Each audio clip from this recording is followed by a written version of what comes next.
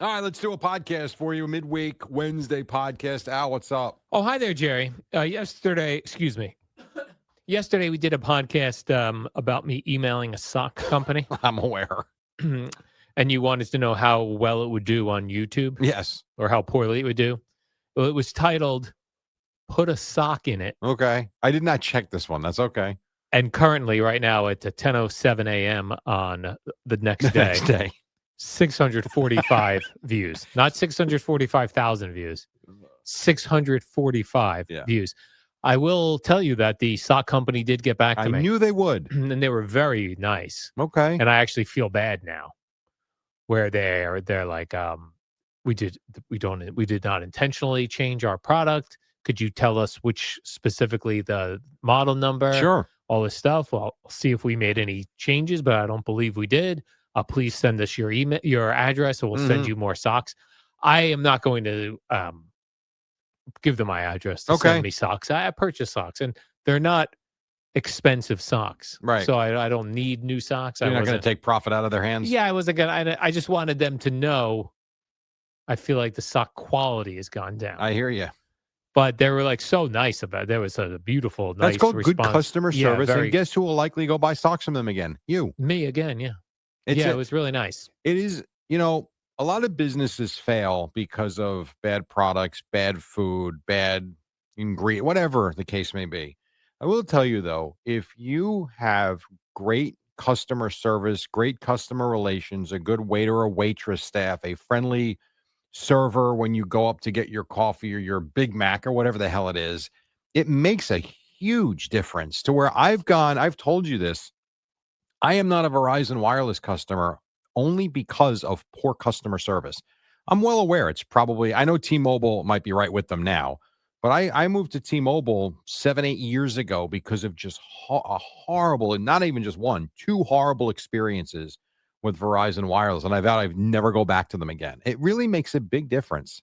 Yeah, huge difference. Like I currently and have for a very long time had Allstate insurance. Mm-hmm. And they are no doubt more expensive than other insurance companies. But the few times I needed to get to them, when I called the office, the office is the guys in Basking Ridge still. Yep. When I call that office, it forwards to his cell phone. Like I get a guy on the phone, And they're friendly. and they walk me through everything. Like I was like, I'd rather if I'm need my insurance people. Like I want to. And maybe other insurance companies are like that too. I don't know. But I'm like, I've got a good thing going with these guys. I'm going to stick with this unless it got completely out of hand with the pricing. So to that point, as you know, I switched because the prices had gotten out of hand. And I emailed my rep who I said to her, I don't want to do this because I deal with you. Yeah. Who cares? Allstate, the big man company, they don't care. They lose you or they don't. I felt bad leaving her because she, for 20 years, has been phenomenal. But the money had gotten to where it was so much of a difference. It was time to move on. Yeah.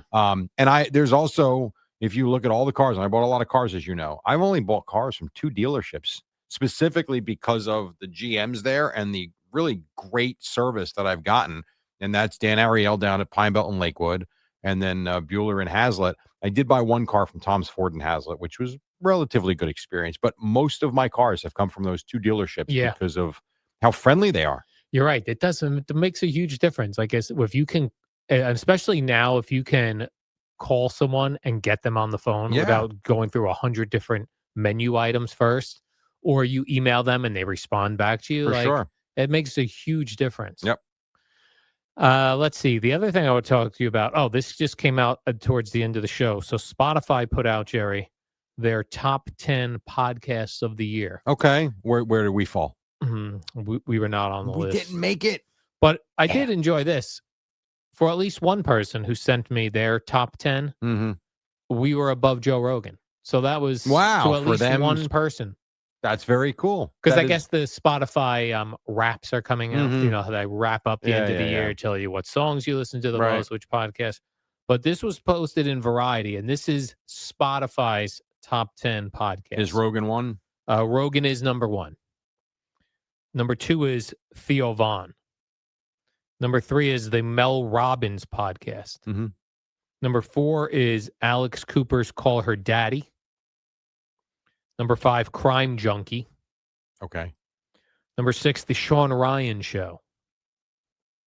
Should I know who Sean Ryan is? No, I mean, I know who he is because he's been on Joe Rogan, and Okay. he had a couple of big podcasts this year around interesting conspiracy Okay. theories. All right. Number 7, The Tucker Carlson Show. Right. Number 8, The New York Times, The Daily. Number 9, Huberman Lab. I like that one. And finally, number 10, Good Hang with Amy Poehler. That was a surprising one to me. Yeah, I guess so. That The only would one be on that that, high up. I don't listen to any of them regularly. Yeah. I'm familiar with most of them, but the only one I've really actually listened to from time, and I don't listen to anything daily or even weekly. Yeah. But the only ones that I will download from time to time, if I like the guest or the topic, is Rogan from time to time. And I would say no more than once a month, but I do listen to it. The Huberman Lab, I do like his topics from time to time. I will listen to him. Never gotten into Theo Vaughn. I don't get it, but that's just me. The Call Her Daddy, I've never listened to. Well, that's for gals, I think. For the most part, I think it's aimed at women because so many shows are aimed at men. Yeah, Mel Robbins, I've listened to a little bit. That's it, though. Yeah, that's it on that pretty top good 10 list. Yeah, I mean, I just didn't expect that. I would say the names, nothing surprising. I mean, I guess maybe the Amy Poehler one at the end. Yeah, that was surprising. And I didn't know the one guy, Sean Ryan. But I mean, for the most part, at least 5 or 6 of them, I would expect to be on the top 10. Remember when Jason Kelsey's wife was going to take over Joe Rogan's spot, and she was going to be the best podcaster ever? Because it was for the one. Because she had one monster one. Is that why? Yeah, she had her first one. Got it. Or something like that. Where's the Kelly Stafford one? It didn't make the top 10? It was not in the top 10, no. It was not. Carissa Thompson and Erin Andrews? No, didn't see that. I should have looked at I would like to look at a full list. Can you get like a top 100? Or? Yeah, I think you can. Oh, you can. I think Nielsen does it as well. For podcasts? Yes. No kidding. Yeah. Did not know that. No, I did not know that. Oh, hell yeah, Jerry. What do you think you have to have to be we know there's got to be a million, like legitimately a million podcasts out there. How many listens do you think on a monthly basis? I'm not going to say daily. I'll say on a monthly basis. Do you think you need to have to break like the top 1,000? Like, where's the drop off? Clearly, the drop off is significant. Yeah, I think you're correct. Like, there's a huge drop off at some point. Like, where does the cliff start to kind of even out a little bit before it starts to continue to fall? I wonder what that number is. Joe Rogan was talking about he's got on YouTube alone. So a lot of these guys too, a lot of these podcasts, Alex Cooper as well, they have a video component too, right, which is a whole different. That's not even counted in the. That's not counted in these numbers. No, because this is just on Spotify. Wow. You don't know who's number one on iTunes, which is the other huge, or Apple Podcasts. I think. So this is just Spotify numbers. Just Spotify's. Wow. Yeah. But Joe Rogan interviewed a couple years ago the main UFO guy. What's his name? I don't know. How do I not know the guy's main name? UFO guy? No, I'm saying there's a main guy who claims since the 1980s this guy has been claiming. This is the Harvard-trained guy that Neil deGrasse Tyson battles with? No. Not him, okay. No, this is a guy who does not do a lot of media, but he was interviewed in the 1980s about working on back engineering UFOs and has been telling the same story since the 1980s. The hell is his name? Man. UFO man. UFO guys are screaming at me. UFO popular. Man, Jerry. Now, how would you even Google that? Host? Yeah, I don't even know. I don't. Scientist? I can't. How about famous people that discuss UFOs? I don't know. Okay, most popular Joe Rogan podcasts. This says Elon Musk. I don't know. This has got to be so annoying for people. Anyway, one of the UFO guys. Yep. On YouTube alone, it is sitting at 63 million views. Damn. I mean, that is unbelievable. Yeah, that's a monster number. Yeah. There are some things that when people talk about that they died and came back, those videos tend to be in the tens of millions of views because people are really curious. Bob Lazar is the guy's name. Okay. So his podcast episode, yeah, 63 million views. That's a monster number. Unbelievable. Yeah. I was thinking about this the other day. Just because all the kind of the changes that are going around FAN, and you and I have talked about this for since we've known each other. Like, what would you do if you got let go of your Yeah. job? I've Like, where do been you go? contemplating that a lot for the last couple of years. And I Yeah. gotta say, one of the most annoying things, I don't know, like this is the type of stuff that has to get stopped. And I don't know, like what government agency should be, but this idea that so many of the jobs that people apply for Yeah. are not available. Like the fact that companies can post jobs that are already filled. They already know who they're hiring. Yeah, It's like all that's for legality.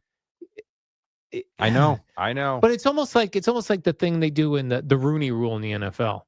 All right. Someone might come in and knock your socks off, which is what happened with Mike Tomlin. That's true. And they, you know what? In that case, they have to interview. Correct. In these cases where they're posting a job, they're not even bringing people in and interview them. You know what I mean? Like that sucks. Because you get people that are out of work. That's because this happened to me, and I was only out of work I've been very lucky. I was out of work for a very short time many years ago. And you see something, you're like, I can't believe the perfect fit for me is available. And then you don't get a call even. You go, how am I not getting a call? Because it's not available. Because it's not available. And you get your hopes up thinking this would be a good job. Yes. And you can't even get your foot in the door, which is why, and I tell students this now, people that do ask, even my kids who are now, my one son's 21, starting to really think about life as we discussed with the money the other day. Yeah, all right. The degree's important. I'm not going to say it's not. And you have to have the training. Absolutely. All of that is very true.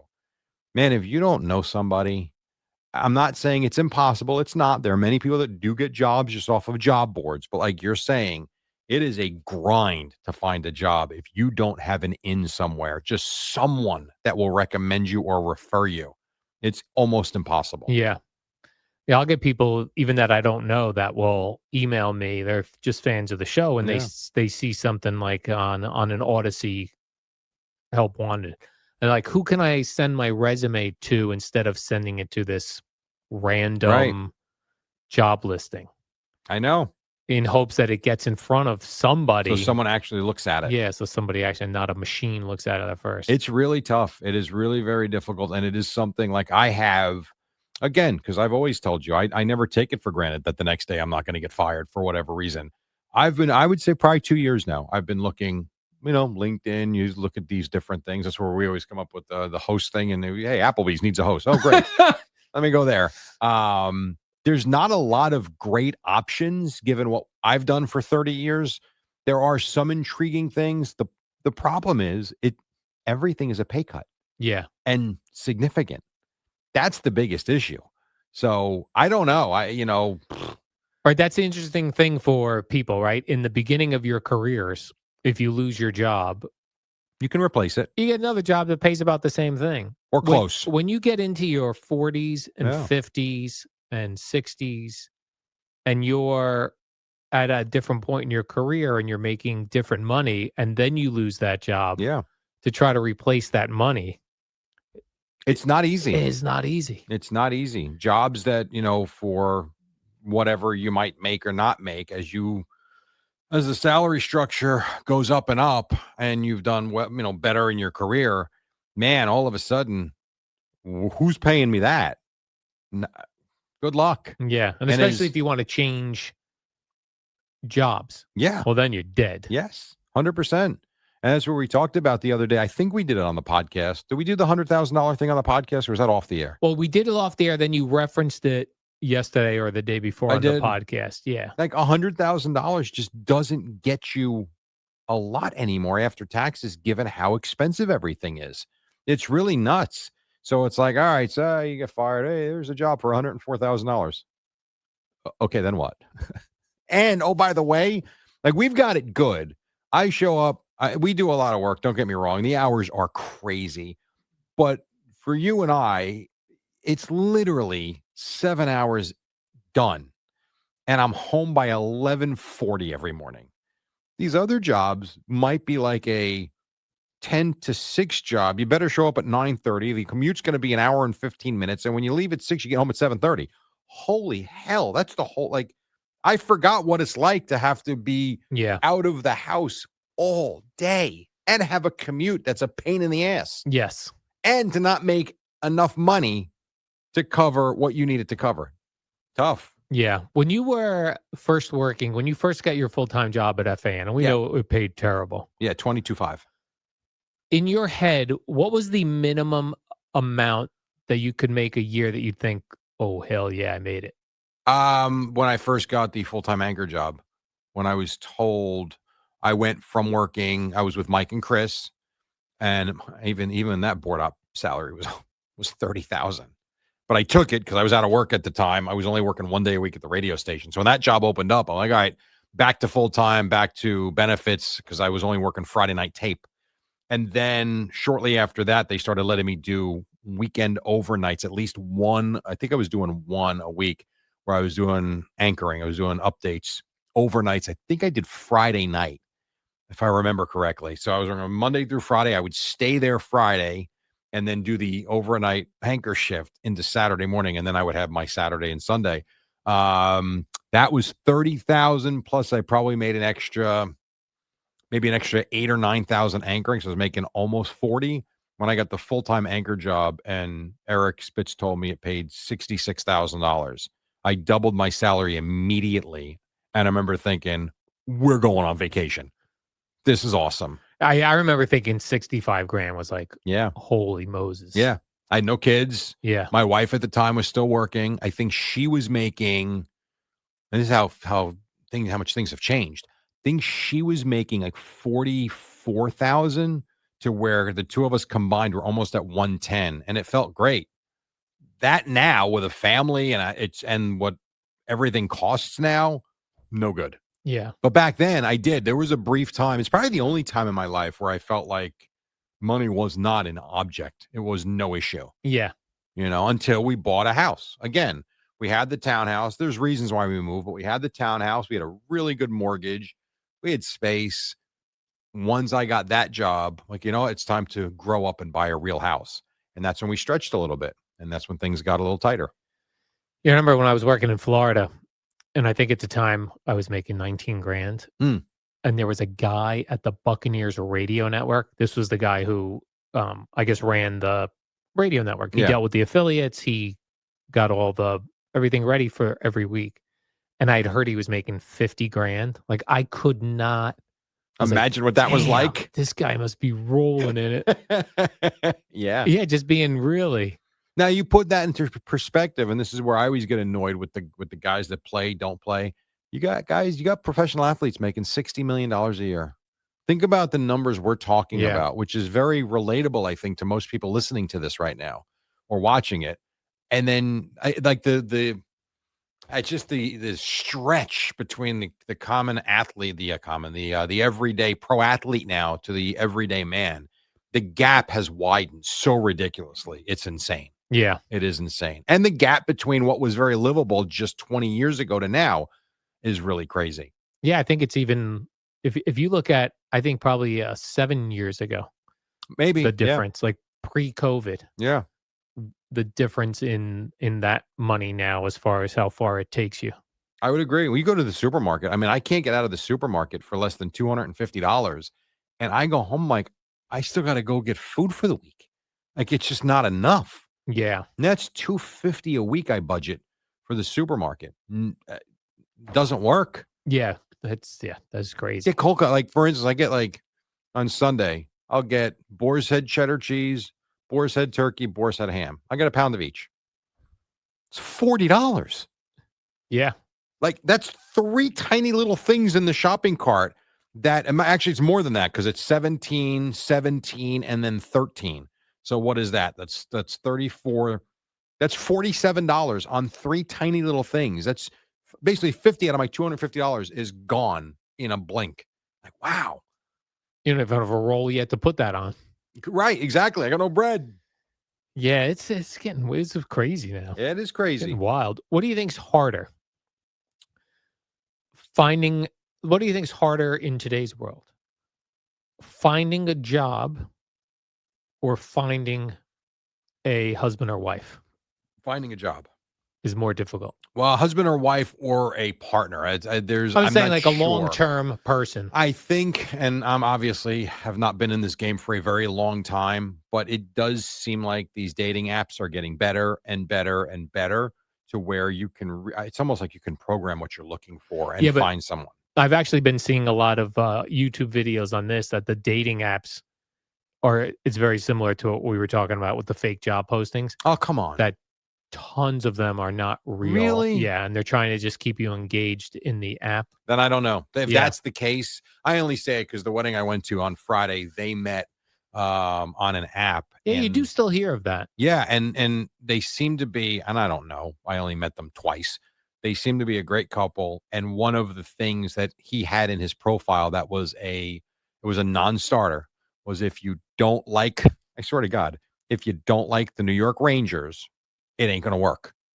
And this girl loves to grow up watching hockey with her dad. Her dad's a Rangers fan, and they love it because, like, right off the bat, they've got this one monster thing in common that every night the Rangers are on, they're going to put MSG on together. They're both into it, and they're going to go to games, and she's going to want to go as opposed to the wife or girlfriend that has no interest. Yeah. So they were a very good example. That's why I saw that. I'm like, boy, these dating apps are pretty good. Yeah, no, I've been seeing like tons of reports, news Yeah, reports, that sucks. influencer reports. Yeah, that it's like I think the all better scam. question for your question would be easier to get a job or meet someone organically out in the public, which I Yeah, think is now very difficult yeah, unless you're set up through a friend. But again, for that's like the sure. job. You got to know Right, somebody. you got to know somebody. It really Man, like you got to know somebody for everything. relationships and communication is everything. Yeah, man. Oh man. All right, Jerry. Let's do the warm up show. Now, you're out tomorrow. I am out tomorrow and Friday. How dare you? I know. What is it for me? You'll be doing Lions Cowboys Lions, tomorrow night. Cowboys, Compass Media Networks tomorrow night at 8 p.m. All right, so I'll have CeeLo here tomorrow morning. Yes. Yell at Uh, him for something. and It's we'll fun. see you on Monday, Jerry, where I'll be all fired up. I will be here on Monday. So